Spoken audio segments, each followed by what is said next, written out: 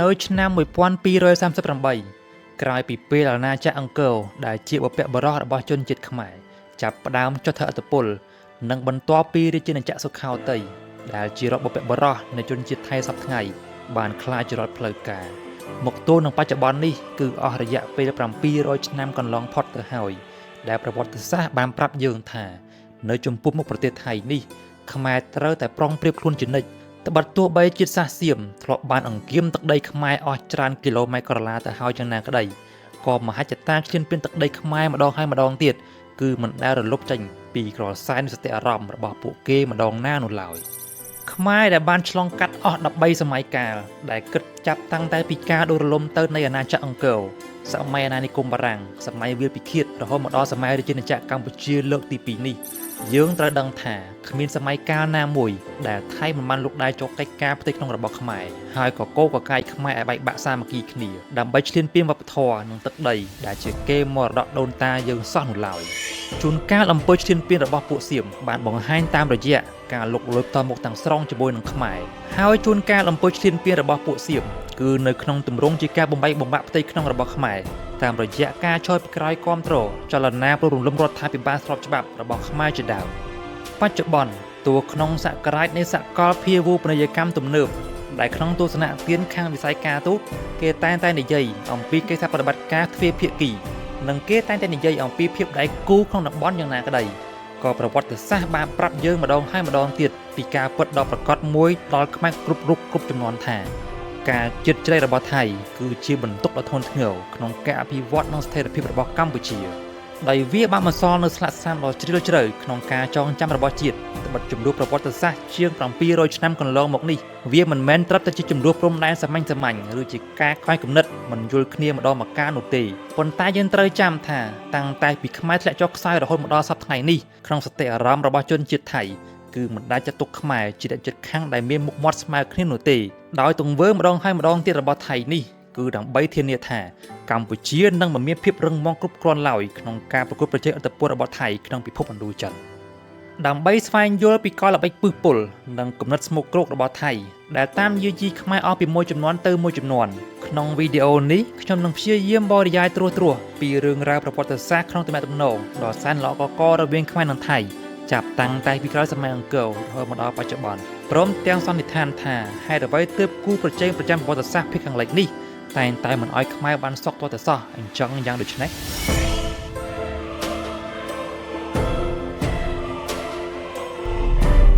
ក្រោយចក្រភពអង្គរដួលរលំនិងការបោះបង់ចោលរាជធានីអង្គរលែងត្រឡប់មកវិញទាល់តែសោះ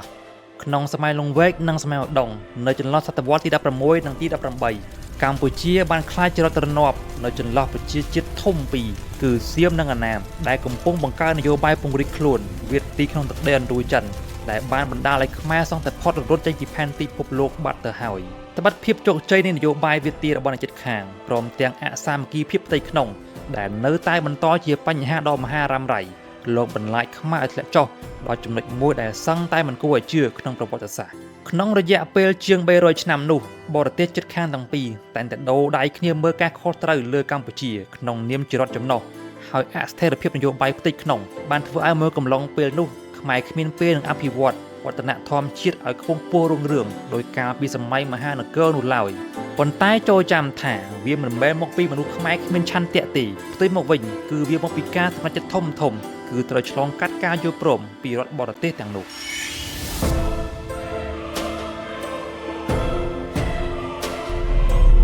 ឆ្នាំ1717ឆ្នាំនៃការដួលរលំទៅនៃអាណាចក្រអយុធ្យាហើយឈានចូលសករាជថ្មីនៃអាណាចក្រធនបុរីនិងរតនកោសិនដែលប្រវត្តិនេះទៅតាំងនៅបាងកកយ៉ាងណាក្តីប៉ុន្តែការផ្លាស់ប្ដូររបបដឹកនាំរបស់សៀមវាមិនបានធ្វើឲ្យមហិច្ឆតាឈ្លានពានទឹកដីខ្មែរបានថមថយសោះនោះឡើយដោយចាប់តាំងពីឆ្នាំ1795សៀមបានឈ្លានពានខ្លាចជាអ្នកគ្រប់គ្រងទឹកដីមួយភាគធំនៅឯទិសពាយ័ព្យនៃប្រទេសកម្ពុជាដូចជាខេត្តបាត់ដំបងសៀមរាបនិងសេរីសោភ័ណ្ឌហើយមហាក្សត្រខ្មែរដូចជាព្រះបាទអង្គឌួងនិងព្រះបាទនរោត្តមជាដើមក៏ឡើងគ្រងព្រះរាជបល្ល័ង្កក្រោមការទំនុកបម្រុងពីរាជវាំងក្រុងបាងកកហើយព្រះរាជសិទ្ធិទ្រង់ក៏នៅក្រោមក្រសែភ្នែកនៃការឃ្លាំមើលពីវាំងរបស់សៀមផងដែរទម្រាំបារាំងមកដាក់អាណាព្យាបាលជាផ្លូវការនៅឆ្នាំ1863 ត្រង់ប្រធានរឿងនៃបូរណភាពដែនដីខ្មែរជាមួយនឹងសៀមនេះក្នុងនាមជាប្រជាជាតិកម្ពុជាយើងត្រូវតែដឹងគុណចំពោះការដាក់អាណានិគមរបស់បារាំងដែលវាជារនាំងរារាំងសៀមមិនឲ្យបង្កើនមហិច្ឆតាឈ្លានពានទឹកដីខ្មែរបន្តទៀតត្បិតតាមរយៈវត្តមានបារាំងលើទឹកដីកម្ពុជានេះហើយដែលបានធ្វើឲ្យខ្មែរទទួលមកវិញនៅខេត្តមលូព្រៃនិងខេត្តទន្លេរពៅដែលជាខេត្តព្រះវិហារនិងស្ទឹងត្រែងនៅពេលបច្ចុប្បន្នតាមរយៈអនុសញ្ញាបារាំងសៀមឆ្នាំ1904និងខេត្តបាត់ដំបងសៀមរាបសេរីសោភ័ណ្ឌតាមសន្ធិសញ្ញាឆ្នាំ1907ត្រង់មាត្រាទី2នៃសន្ធិសញ្ញាឆ្នាំ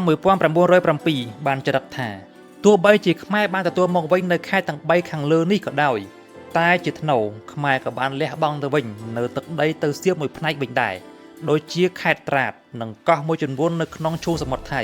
ដែលរួមមានទាំងកោះឆាងនិងមួយផ្នែកនៃកោះគុតដែលមានន័យថាសន្ធិសញ្ញានេះគឺធ្វើឡើងដោយគ្មានការបង្ខិតបង្ខំនិងយុត្តិធម៌ជាទីបំផុតទោះបីបារាំងជាមហាអំណាចយ៉ាងណាក៏ដោយតែតួរាជការសៀមនៅចំនួននោះជាអ្នកយកដៃទៅចុះហត្ថលេខាផ្ទាល់យល់ព្រមលើសន្ធិសញ្ញានេះក៏ដោយក៏វាបានធ្វើឲ្យពួកជាតិនិយមសៀមមិនស្ងប់ចិត្តនោះឡើយហើយក៏បង្កើតប្រវត្តិសាស្ត្រថ្មីបំភ្លៃឲ្យថៃចំនួនក្រោយកុំឲ្យភ្លេចដណ្ដើមខេត្តទាំងនោះត្រឡប់មកវិញដោយចាប់ពីអំណះនោះតមកនូវសញ្ញានិងសន្ធិសញ្ញាទាំងពីរនោះហើយគឺជាប្រភពនៃចំនួនខ្មែរថៃរហូតមកដល់ពេលបច្ចុប្បន្ននេះ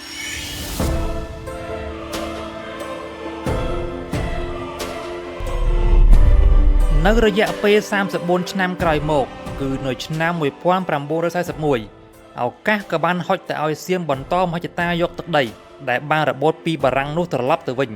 គឺនៅពេលដែលបារាំងកំពុងតែធ្លាក់ដៃក្នុងសង្គ្រាមលោកលើកទី2ហើយដំណើរនឹងជប៉ុនដែលជាគូបដិបត្តិរបស់បារាំងកំពុងតែឡើងដៃខ្លាំងក្នុងសង្គ្រាមបានអនុវត្តនយោបាយចក្រពត្តិនិយមវាទីយកទឹកដីអាណានិគមបារាំងនិងអង់គ្លេសទាំងឡាយធ្វើជាដែនដីអាណានិគមរបស់ខ្លួនឆ្លៀតពេលនោះថៃក៏បានទៅចងសម្ព័ន្ធភាពជាមួយជប៉ុនហើយក៏ដាក់បញ្ចូលទឹកដីដែលបានបាត់បង់ទាំងឡាយនោះត្រឡប់ទៅវិញដោយឯកតោភាគីគ្មានការយល់ព្រមពីរាជការខ្មែរសោះនោះឡើយទោះបីទឹកដីទាំងនោះត្រូវបានប្រគល់មកកម្ពុជាវិញបន្ទាប់ពីការបរាជ័យរបស់ជប៉ុនក្នុងសង្គ្រាមលោកក៏ថៃនៅតែគិតថាទឹកដីទាំងនោះជារបស់ខ្លួនដដែលហើយក្នុងគំនិតជាតិនិយមថៃគឺបានបង្កប់ក្តីខឹងសម្បាស្អប់បារាំងយ៉ាងខ្លាំងមកទល់នឹងសព្វថ្ងៃ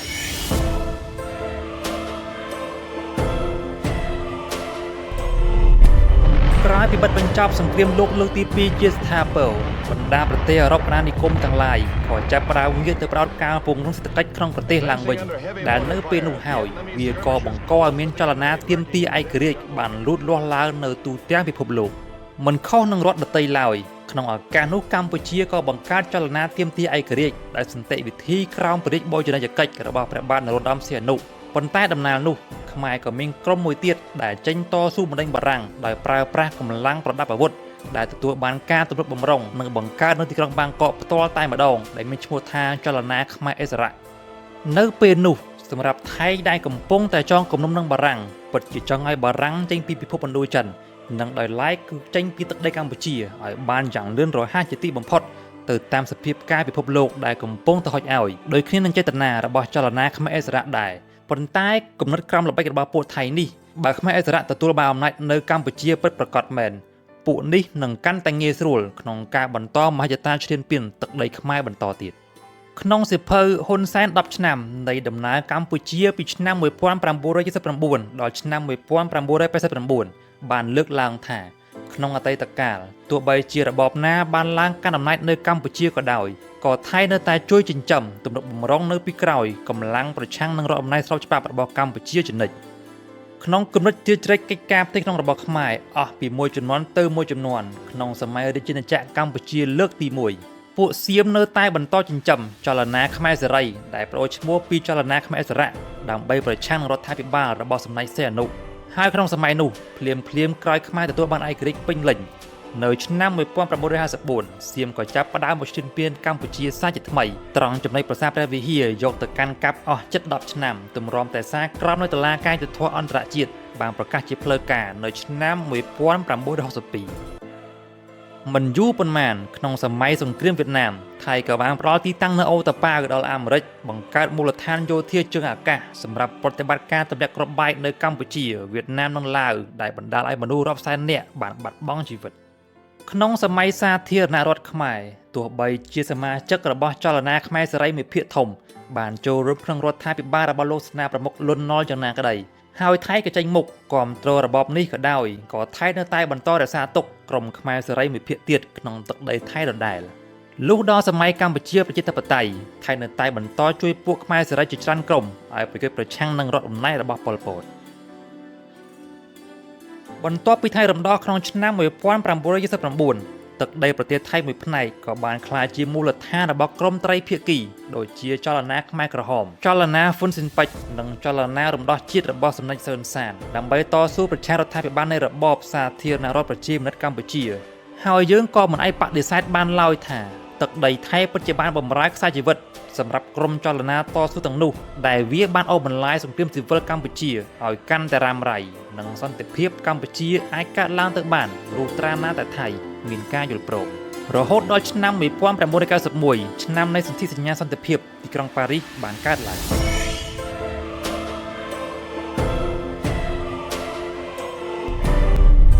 ការជ្រៀតជ្រែកម្ដងហើយម្ដងទៀតរបស់ប្រទេសថៃក្នុងអភិបាលកិច្ចកម្ពុជាមិនមែនជារឿងចៃដន្យទេហើយក៏វាមិនមែនត្រឹមតែជាជំនួបព្រំដែនសម័យនោះឡើយដែលវាបានឆ្លុះបង្ហាញពីបណ្ដាសារភូមិសាស្ត្រនយោបាយដែលបានកើតឡើងអស់រយៈពេលរាប់រយឆ្នាំកន្លងទៅហើយដែលទង្វើនេះអាចទាញចេញនូវសេចក្តីសន្និដ្ឋានពីរយ៉ាងធំគឺសម្រាប់ខ្សែភ្នែករបស់សៀមអស់រយៈពេលជាង500ឆ្នាំកន្លងមកនេះការដែលរក្សាកម្ពុជាឲ្យអស្ថិរភាពនយោបាយវាគឺជាស្ថិរភាពនៃព្រំដែនភាគខាងកើតរបស់ខ្លួនទី2ស្នាមរបួសចាស់នៃការបាត់បង់ទឹកដីនៃខេត្តបាត់ដំបងសៀមរាបនិងប្រាសាទព្រះវិហារដ៏ពិសិដ្ឋដែលធ្លាប់នៅក្រោមការគ្រប់គ្រងពីការឈ្លានពានរបស់សៀមវាប្រកាសជានឹងនៅក្នុងការចងចាំនៃក្រុមនយោបាយជាតិនិយមជ្រុលរបស់ថៃដែលនៅពេលណាដែលនយោបាយក្នុងស្រុកថៃមានភាពចលាចលពេលនោះឯងគំនិតជ្រុលនិយមដ៏ស្មុគគ្រោកគ្មានគិតមុខគិតក្រោយនោះនឹងផ្ទុះឡើងម្ដងទៀតហើយដរាបណាខ្មែរមិនខ្លាំងទេដរាបនោះកម្ពុជាប្រកាសនឹងក្លាយជាផ្ទាំងស៊ីបនៃបញ្ហាដដែលនេះអស់រាប់ចំនួនតទៅមុខជាក់ជាមិនខាន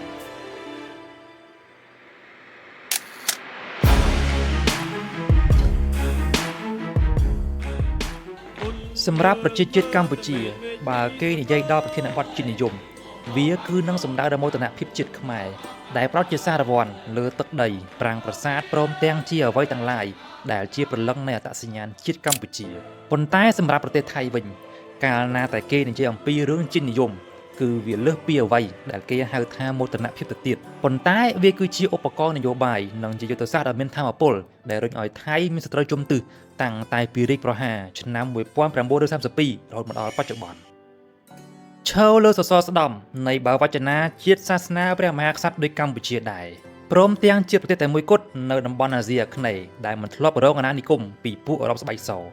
វាក៏បានធ្វើឲ្យទស្សនៈជាតិនិយមថៃបានវិវត្តក្លាយជាលទ្ធិឬក៏ដុកទ្រីនដែលសម្រួចចិត្តគំនិតអ្នកនយោបាយប្រជាជនថៃនិងជាពិសេសសម្រាប់ក្រមយោធាថៃប្រើប្រាស់វាសម្រាប់ការឈ្លានពានដែនអធិបតេយ្យនិងវប្បធម៌របស់ប្រទេសក្បែរខាងដែលអះអាងថាទឹកដីនិងវប្បធម៌ទាំងនោះគឺជារបស់ដែលបន្សល់ពីឧបបរោះរបស់ពួកគេទៅវិញចាប់តាំងពីសតវត្សទី20ក្នុងរជ្ជកាលព្រះបាទវិជ្ជរាវុធឬព្រះចៅរាមាទី6ដែលទ្រង់បានបង្កើតលទ្ធិជាតិនិយមសៀមដែលប្រសិទ្ធនាមឲ្យក្លាយជាបាវចនាជាតិរហូតដល់ក្រោយរាជប្រហារពីសៀមទៅថៃឡង់ក្រោមការដឹកនាំរបស់លោកសេនាប្រមុខភិបុលសង្គ្រាមដែលក្នុងមួយកំឡុងពេលនោះមេដឹកនាំថៃបានកំណត់នូវភាវូបនីយកម្មជាតិសាសន៍ថៃដែលស្ថិតក្រោមគោលគំនិតមួយថាប្រទេសថៃត្រូវតែរួមគ្នាក្រោមរបបប្រជានិយមនិងព្រះពុទ្ធសាសនាដើម្បីប្រឈមមុខនឹងបញ្ហាផ្ទៃក្នុងនិងក្រៅប្រទេសព្រមទាំងបង្ហាញពីឧត្តមភាពផុតដាច់គេលើប្រទេសជិតខាងក្នុងតំបន់ផងដែរគួរបញ្ជាក់ថាជាតិនិយមថៃមិនមែនត្រឹមតែជាមនោគមធម្មតានោះទេប៉ុន្តែវាជាអាវុធនយោបាយគ្មានស្រមោលដ៏ស្មុគគ្រោកមួយដែលបានធ្វើឲ្យទំនាក់ទំនងជាមួយនឹងកម្ពុជាឡាវភូមានិងម៉ាឡេស៊ីប្រែក្លាយជាល្វីងទូចត់ជាមួយនឹងការបង្កើតផែនទីជាតិនិយមឯកតោភាគីឈ្លានពានទឹកដីកម្ពុជាការមិនឲ្យតម្លៃសោះលើវប្បធម៌ឡាវការធ្វើទុកបុកម្នេញខាងសាសនាជាមួយនឹងប្រជាជននៅខេត្តជាប់ព្រំដែនម៉ាឡេស៊ីព្រមទាំងការរំលឹកសារដើមម្ដងហើយម្ដងទៀតចងគំនុំនឹងការដួលរលំនៃក្រុងអយុធ្យាចំពោះជនជាតិភូមាដែលម្ដងជាពីរដងលទ្ធិជាតិនិយមថៃតែងតែបង្កឲ្យមានអធិការវិលជុំមិនចេះចប់មិនចេះហើយជាមួយនឹងរដ្ឋក្បែរខាង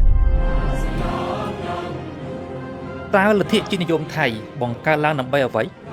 តើមនោគមវិជ្ជានយោបាយនេះបានញ៉ាំងឲ្យថៃបង្កើតស្ត្រីជុំទិស ជាប្រវត្តិសាស្ត្រតាមវិធីសាស្ត្រណាខ្លះជាមួយនឹងរដ្ឋជិតខាងក្នុងវីដេអូភាគទី41នេះខ្ញុំនឹងបើកកកាយពីឫសគល់នៃបញ្ហាដែលមិនសូវមាននរណានឹកនាដល់ហើយបន្តិចម្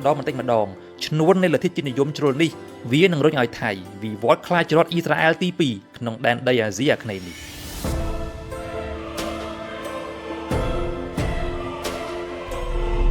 ក្នុងសតវត្សទី19នៅពេលដែលដែនដីអាស៊ីអាគ្នេយ៍ភាគច្រើនកំពុងវិវត្តខ្លាចជាទឹកដីអាណានិគមរបស់ពួកអឺរ៉ុបស្បែកសជាពិសេសការរីកសាយភាយនៃនយោបាយចក្រពត្តិនិយមពីប្រទេសបារាំងនិងអង់គ្លេសពេលនោះគំនិតជាតិនិយមសៀមបានវិវត្តយ៉ាងខ្លាំងក្លាដោយដើម្បីបញ្ជាខ្លួនពីអន្ទាក់អាណានិគមព្រះរាជាសៀមដូចជាព្រះចៅរាមាទី4និងព្រះចៅរាមាទី5បានធ្វើទំនើបកម្មរដ្ឋការកែតម្រង់រដ្ឋបាលឲ្យទៅបែបបស្ចិមលោកហើយក៏បានបណ្ដោះស្មារតីប្រជាជនសៀមឲ្យរក្សាអត្តសញ្ញាណជាតិដែលប្រមូលផ្ដុំប្រជាជនឲ្យជ្រកក្រោមបារមីនៃព្រះរាជបល្ល័ង្កលើកទង់ជ័យថែរក្សាឯករាជ្យកំចាយពួកអាណានិគមឲ្យចេញពីទឹកដីសៀមដែលទីបំផុតទៅនយោបាយជាតិនិយមនេះពិតជាទទួលបានជោគជ័យមែនតែប្រទេសក្បែរខាងខ្លួនដូចជាឡាវកម្ពុជាម៉ាឡេស៊ីមីយ៉ាន់ម៉ានិងវៀតណាមសុទ្ធតែត្រូវបានធ្លាក់ក្រោមកណ្ដាប់ដៃនៃពួកអាណានិគមអឺរ៉ុបលុះដល់ដើមសតវត្សទី20ព្រះចៅរាមាទី6ក៏បានបដិវត្តគំនិតជាតិនិយមសៀមនេះឲ្យคล้ายជាមនោគមវិជ្ជាមួយដើម្បីបង្រួបបង្រួមជាតិត្បិតថាសៀមជារដ្ឋដែលចំណត់ដល់ជនជាតិប្លែកៗគ្នានិងសមុទ្ររដ្ឋតូចៗជាច្រើនដែលអាចនឹងបែកបាក់គ្នាគ្រប់ពេលវេលាដូច្នេះរាជការសៀមចាំបាច់ត្រូវតែពង្រីកនយោបាយឲ្យបង្រួបបង្រួមបញ្ចូលគ្នាក្នុងឆន្ទៈស្នេហាជាតិជាមួយនឹងការបង្កើតល្ខោនអក្សរសាស្ត្រនិងកំណែទម្រង់ប្រព័ន្ធអប់រំហើយសៀមជំនាន់ក្រោយបដិញ្ញាស្មោះត្រង់ចំពោះជាតិសាសនានិងព្រះមហាក្សត្រដែលជាមូលដ្ឋានដ៏ពិសិដ្ឋក្នុងលទ្ធិជាតិនិយមសៀមព្រមទាំងបណ្ដោះគំនិតថាជនជាតិសៀមគឺជាពូជសាសន៍តែមួយគត់ដែលមានភាពស្មោះត្រង់ចំពោះព្រះមហាក្សត្រខណៈដែលប្រជាជាតិជុំវិញខ្លួនដូចជាខ្មែរឡាវនិងភូមាគឺសុទ្ធតែជាសត្រូវពីអតីតកាលដែលមិនអាចនឹងធ្វេសប្រហែសបាន20ឆ្នាំក្រោយមកបន្ទាប់ពីរាជប្រហារពីសៀមទៅថៃឡង់ក្នុងឆ្នាំ1949សេនាប្រមុខផ្លេកពិបុលសង្គ្រាមបានកែតម្រង់លទ្ធិជាតិនិយមថៃឲ្យដើរស្របតាមបរិបទនៃពិភពលោកដែលកំពុងតែសន្ធោសន្ធៅក្រោមភ្លើងនៃមហាសង្គ្រាមលោកនិងសង្គ្រាមត្រជាក់ដែលលោកបានជំរុញឲ្យកងទ័ពថៃស្លៀកពាក់តាមបែបបទនៃពិភពលោកខាងលិចជាពិសេសគឺអង់គ្លេសនិងលើកទឹកចិត្តឲ្យប្រើពាក្យថៃដែលមានន័យថាសេរីភាពជំនួសឲ្យពាក្យថាសៀមព្រមទាំងប្រើប្រាស់លទ្ធិជាតិនិយមនេះកែក្រឡែងប្រវត្តិសាស្ត្រដើម្បីពង្រឹងបូរណភាពដែនដីនិងបង្ហាញថាថៃជារដ្ឋដ៏រឹងមាំមួយនិងទំនើបជាងគេនៅអាស៊ីអាគ្នេយ៍ហើយរដ្ឋអំណាចរបស់លោកពិបុលសង្គ្រាមក៏ប្រើមនោគមនេះសម្រាប់ទៅទាមទារទឹកដីកម្ពុជានិងឡាវដែលចាត់ទុកថាទីនោះគឺជាទឹកដីប្រវត្តិសាស្ត្ររបស់ពួកគេទៅវិញមកដល់សម័យសង្គ្រាមត្រជាក់លទ្ធិជាតិនិយមថៃនេះក៏បានក្លាយជាខែលដ៏រឹងមាំមួយសម្រាប់ប្រឆាំងនឹងរបបកុម្មុយនីសដែលរបបយោធាសៀមដែលពាក់ស្រោមមុខជាអ្នកស្នេហាលទ្ធិរាជានិយមនិងព្រះពុទ្ធសាសនាថាជានិមិត្តសញ្ញានៃការតស៊ូប្រឆាំងនឹងចលនាកុម្មុយនីសក្នុងតំបន់ម្ល៉េះហើយទើបក្នុងសាវតានៃពិភពឥណ្ឌូចិនលទ្ធិកុម្មុយនីសមិនដែលឈ្នះរបបយោធានិងរាជានិយមក្នុងប្រទេសថៃនេះម្ដងណានោះឡើយទោះបីជារដ្ឋជិតខាងខ្លួនដូចជាឡាវភូមាកម្ពុជានិងវៀតណាមខាងត្បូងបានរអិលធ្លាក់ចូលកណ្ដាប់ដៃនៃក្រុមកុម្មុយនីសយ៉ាងណាក៏ដោយ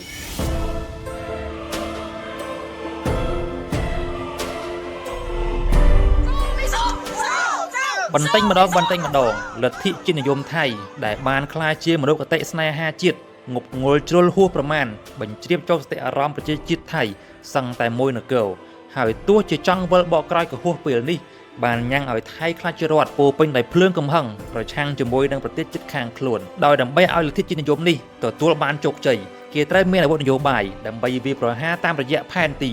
ការអប់រំប្រវត្តិសាស្ត្រការឃោសនាផ្សព្វផ្សាយគោលនយោបាយវប្បធម៌កម្លាំងយោធានិងគោលនយោបាយការទូតដែលរាជការសៀមតែងតែប្រើវាជាយុទ្ធសាស្ត្រដោយឈរលើកត្តាប្រវត្តិសាស្ត្រនិងលក្ខណៈចំនួនទៅតាមប្រទេសនីមួយៗដោយខ្ញុំនឹងរៀបរាប់លម្អិតតទៅនេះទី1យុទ្ធសាស្ត្របង្កើតផែនទីនិងការទាមទារទឹកដី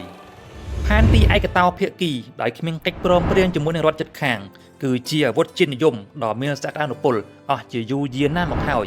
ដែលរាជការថៃបានគូសឡើងសម្រាប់ជាទីមោទនៈរបស់ខ្លួនដើម្បីប្រឆាំងនឹងកម្ពុជាថៃតែងតែប្រើផែនទីនោះធ្វើជាទីសំអាងក្នុងការទាមទារទឹកដីប្រាសាទព្រះវិហារនិងកិច្ចការព្រំដែនដទៃទៀតជាង800គីឡូម៉ែត្រជាមួយនឹងកម្ពុជាទោះបីជាតុលាការយុត្តិធម៌អន្តរជាតិបានប្រកាសយ៉ាងច្បាស់លាស់ថាទឹកដីនោះជារបស់កម្ពុជាយ៉ាងណាក៏ដោយសម្រាប់ករណីជាមួយឡាវវិញថៃបានប្រើយន្តការបែងចែកព្រំដែនទន្លេមេគង្គជាឯកតោភាគីដើម្បីទាមទារកោះមួយចំនួនតាមដងទន្លេមេគង្គរហូតបង្កឲ្យមានសង្គ្រាមព្រំដែននៅបានរំក្លៅ ក្នុងឆ្នាំ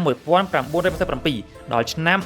1988ជាមួយនឹងម៉ាឡេស៊ីវិញជួនកាលថៃបានក្លែងបន្លំផែនទីដែលបានដាក់បញ្ចូលទឹកដីនៃរាជាណាចក្រស៊ុលតង់ប៉ាតានីទឹកដីរដ្ឋកេដានិងរដ្ឋកាឡាន់តាន់របស់ម៉ាឡេស៊ីក្រោមចំណុះរបស់ខ្លួនហើយបង្កើតរឿងថាទីនោះគឺជាទឹកដីរបស់ថៃកាលពីព្រេងនាយអាណានោះទៅវិញ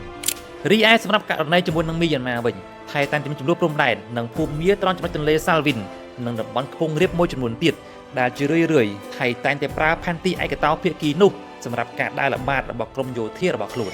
ទី2យុទ្ធសាស្ត្រកែក្រឡែងប្រវត្តិសាស្ត្រនិងការឃោសនា